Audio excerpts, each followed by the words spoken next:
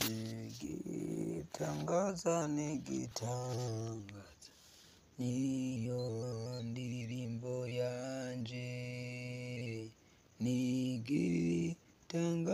nigitangaza uko Yesu yankunze atyo. Mwami Imana, uri Imana nziza, uri Imana y'urukundo, Imana bikaba tugera ku gitanda cy'ubugingo.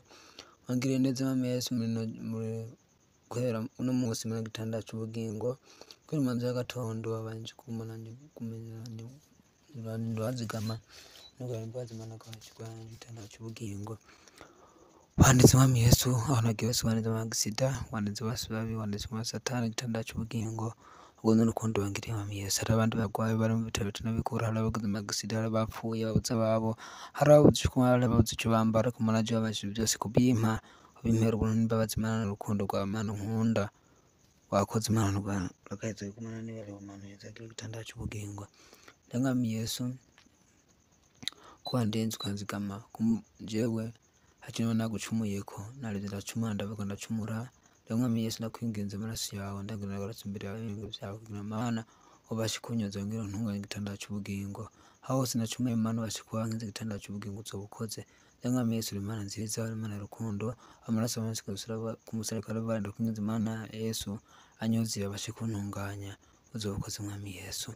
Mwami Yesu uri Imana nziza, uri Imana y'urukundo, Mana ugira imbabazi igitanda cy'ubugingo. Ndagushimira Imana Yesu nkijije, ndagushimira Imana kunkijije ryarari Imana rifise, ndagushimira Imana kunkijije Imana bya byose narifise igitanda cy'ubugingo. Ndagushimira Imana kunkijije Imana byose Imana igitanda cy'ubugingo n'igitanda cy'ubugingo. Mwami Yesu uri Imana ugira neza, uri Imana y'urukundo, Imana ugiriye neza, urankijije igitanda cy'ubugingo. Ndakuberetse rero Mwami Yesu ngiye kuryama, nijyaje Imana ry'abasatani muzazitana tangwa gukora mu gitanda cy'ubugingo, kuko Mana akora mu ijoro, kuko Mana asa n'ijoro igitanda cy'ubugingo. Mwami Yesu ndakwinginze imbaraga zawe kugira igitanda cy'ubugingo azisubize urumuri azuka aza kw'isi kugira ngo abashe gukoresha abantu, abashe kubaburisha amahoro igitanda cy'ubugingo. Ubashe Imana guturira Mana ya midayimoni igitanda cy'ubugingo, barebe kuzimu yafunze igitanda cy'ubugingo. Ubashe nese Imana kubana nanjye igitanda cy'ubugingo ngiye kuryama. Komeze kurinda umuntu wari we wese Mana Yesu ari muragusenga, ari muragusaba Mana agushimira muri no sano no mugoroba uzobukoze Mwami Yesu igitanda cy'ubugingo. Ndasengeye Mana inshuti zanjye n'abavyeyi banje igitanda cy'ubugingo, inshuti zanjye banse kuzirinda uzikure mu gitaci mazi ane ku gitanda cy'ubugingo, igitanda cy'ubugingo. Batonyi banje Mana bari ku mashuri bagire neza, babane nabo igitanda cy'ubugingo, bashe kubagirira neza igitanda cy'ubugingo.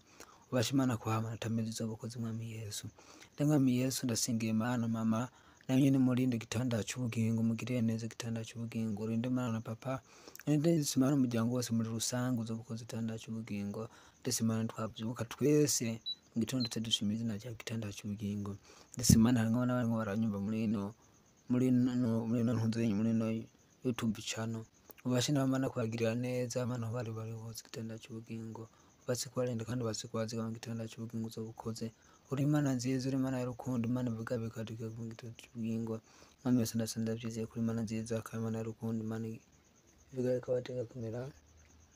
Hanza gushima hanza kuryama Mana, hanza kuryama hanza gukomeza kundinda Imana Yesu nze kubyuka amahoro, uze kwasha kwana nanjye igitanda cy'ubugingo.